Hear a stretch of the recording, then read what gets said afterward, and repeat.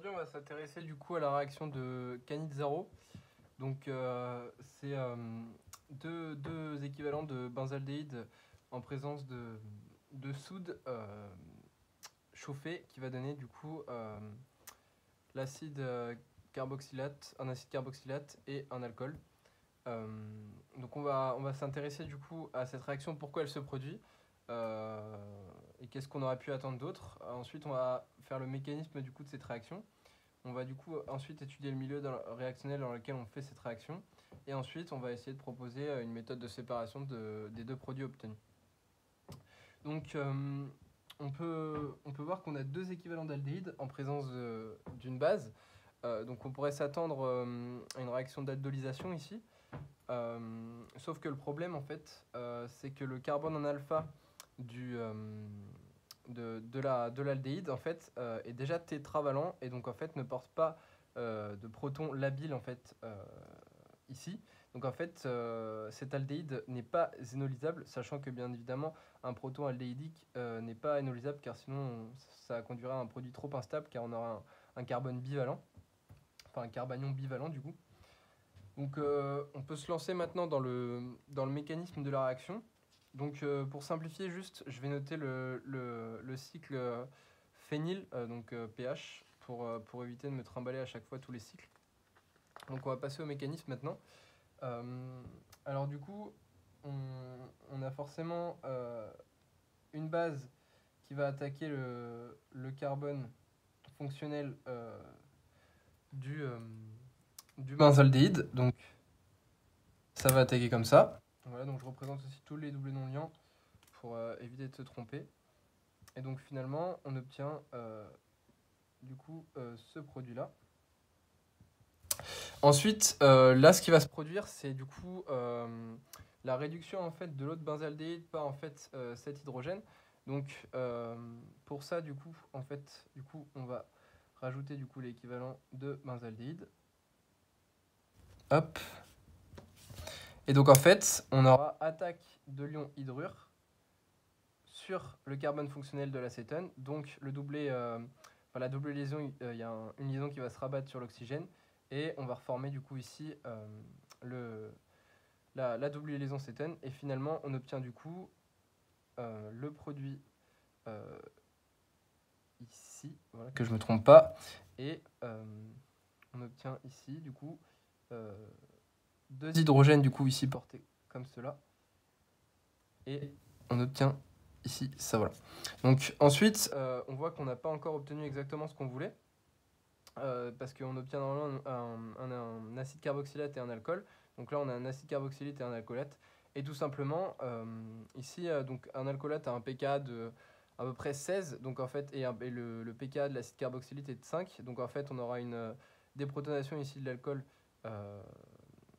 par l'ion carboxylate. Donc c'est thermodynamiquement favorisé du coup. Et du coup, hop, il y a ça qui va s'accrocher là. Et je vais représenter tous les doublés non liants. Et du coup, il y a un doublé liant qui va se rabattre du coup sur l'oxygène.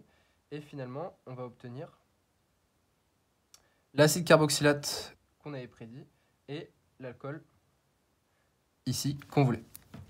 Voilà, donc l'idée ici, c'est aussi, si on voudrait former l'acide carboxylique conjugué en fait justement à l'acide carboxylate, il y a juste à se placer en milieu acide et du coup, on forme directement l'acide carboxylique associé, car du coup on aura juste une réaction acide-base ici, et on obtiendrait du coup tranquillement l'acide carboxylique voulu. Et voilà.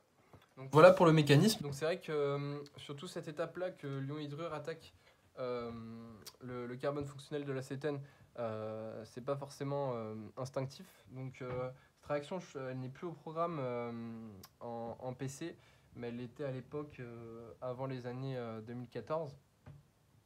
Donc c'est une réaction sur laquelle on peut tomber à l'oral, notamment je pense à Centrale. Donc c'est important de l'avoir vu et puis c'est un bon exercice. Donc ensuite, on va parler du coup du milieu réactionnel. Donc j'avais mis en indication que le milieu réactionnel était chauffé. Donc en fait, il suffit en fait de se placer en fait, on travaille, on fait cette réaction en fait du coup en milieu aqueux, car on est en présence de soude, et on rajoute les deux équivalents de benzaldéhyde, et en fait on réalise un montage à chauffage à reflux, car la réaction va se faire à reflux, et donc on va former en fait ensuite du coup l'alcool et l'ion carboxylate. Et voilà, donc je vous renvoie en fait à la vidéo de Blablaro qui justement en fait fait cette réaction du coup en montage à reflux. Donc il explique très bien le principe du montage à reflux. Voilà, c'est pas l'objet de cette vidéo. Et donc voilà, je vous renvoie à celle-là.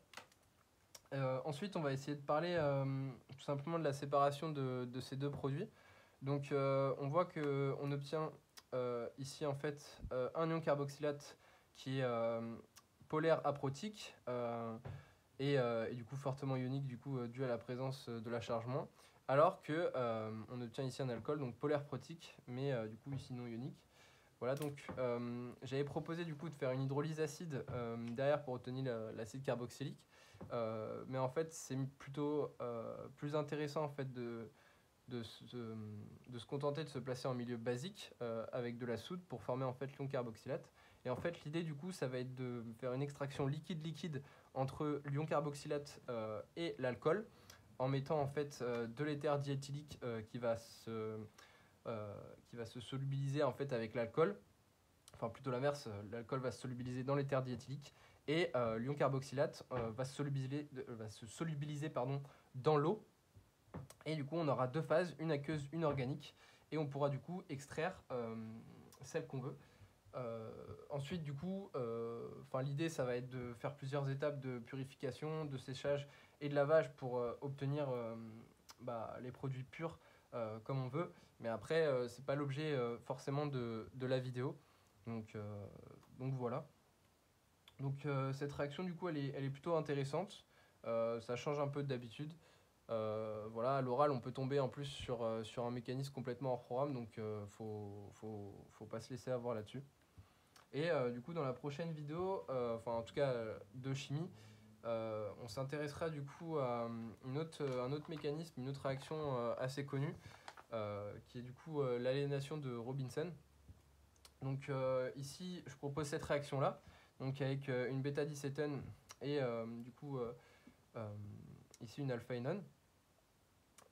En présence de soude, et on obtient du coup ce produit là, donc je vous laisse y réfléchir pour la prochaine fois.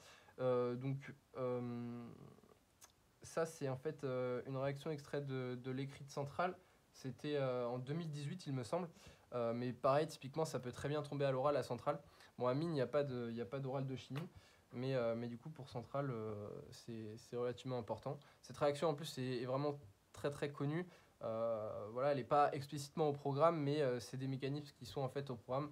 Donc c'est juste une réaction de Michael suivie d'une condensation aldolique. Donc on verra ça ensuite du coup dans la prochaine vidéo de chimie.